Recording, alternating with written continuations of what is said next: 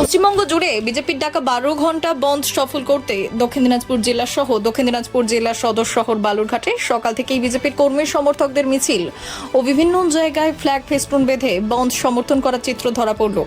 পাশাপাশি কোনো রকম অপ্রীতিকর ঘটনা এড়াতে দক্ষিণ দিনাজপুর জেলা পুলিশ ও বালুরঘাট জেলা পুলিশের উপস্থিতি ছিল যথেষ্ট লক্ষণীয়। পাশাপাশি বন্ধ সমর্থনকারীদের মধ্যে যারা বেশ কিছু গাড়ি রাস্তায় আটকাচ্ছিল তাদের আটক করে বালুরঘাট থানার পুলিশ। ছাত্রদের ওপরও গতকাল নবান্ন অভিযানে পুলিশে জুলুম এবং রাজ্যের মহিলাদের অসুরক্ষা ও আরজি করের ঘটনার প্রতিবাদে বিজেপির ডাকা 12 ঘন্টার বাংলা বন্ধ সফল করতে বেরোলে পুলিশের দ্বারা গ্রেপ্তার দক্ষিণ দিনাজপুর জেলা বিজেপির সাধারণ সম্পাদক গৌতম রায় সহ অন্যান্য নেতৃত্ব।